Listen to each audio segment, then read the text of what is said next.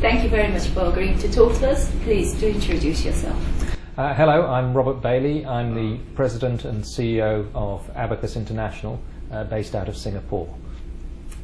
Now, at WTTC here, what key messages and lessons will you take home from this summit? I would say I've got three key messages that I'm going to take away. One is around the sustainable travel. Two is around the impact technology is having on enabling travel, be it through IT side or physical infrastructure and so forth. And three, the sheer size and growth of the Asia-Pacific region, and then the importance of this region to world travel and tourism. It's simply staggering, isn't it? Now, my second question to you would be, perhaps, in what ways is technology actually driving changes in Asia? Well, technology is having a massive impact in Asia in many levels. One will be on the physical infrastructure side, the basic provision of networks and connectivity for countries. The adoption of mobile telephony and the pervasiveness of wireless access and so forth is enabling a lot of change at the consumer level and consumer behaviour level.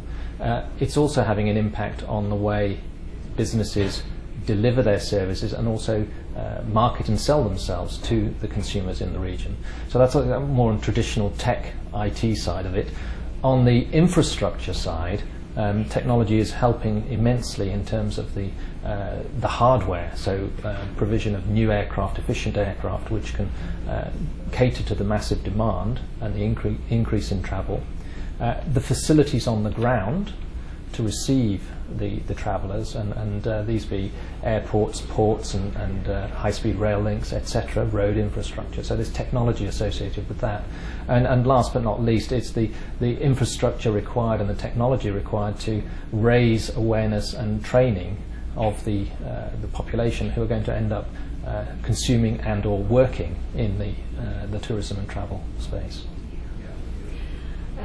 Now, the technology landscape is developing, changing so quickly. So how can organizations actually stay ahead of tomorrow?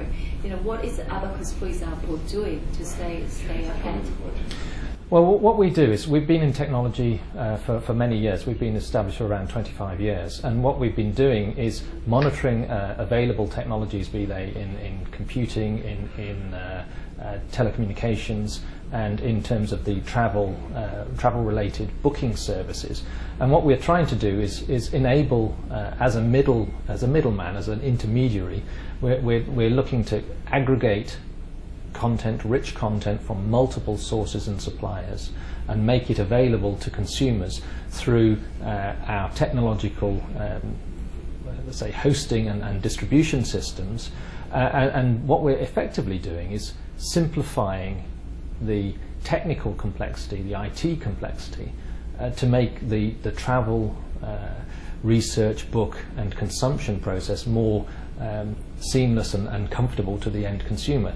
Now, to stay relevant, you have to keep ahead of all the latest trends. You've got to keep a radar screen up on what is coming up. And to this end, we're constantly looking at new technologies such as the social media, mobile wireless, big data and other such emerging trends, so that we can then take these and apply them into the travel industry and the business that we're in, and help to enable our customers to be more competitive and effective in their businesses. So an enabling role in that sense. Making end users' lives easier.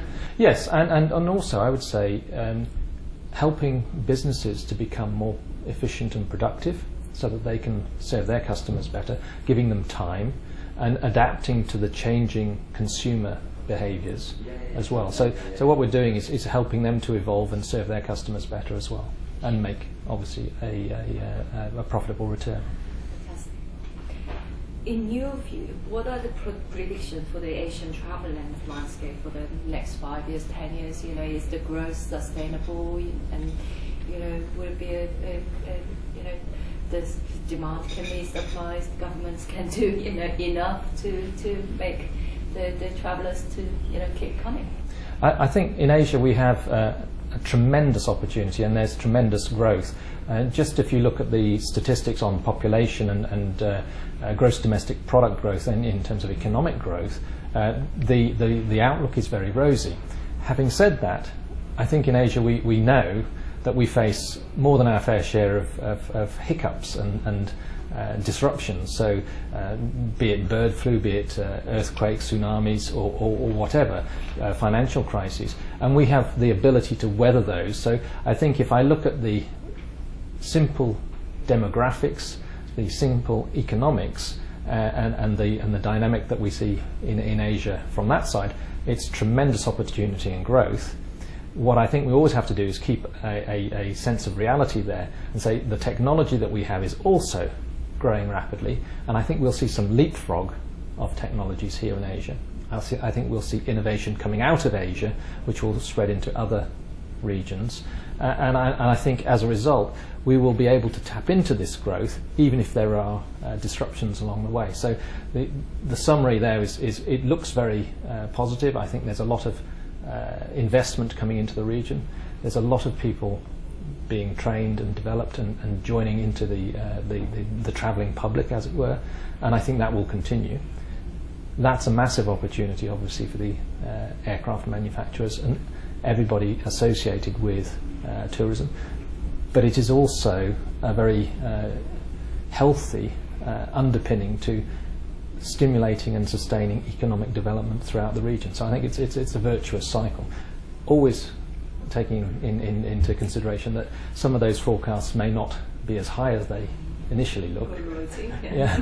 But I think that where else could you have 6% plus year-on-year growth? I think it's very, very positive in that sense. Yeah. What are your challenges, your organisation's challenges going ahead?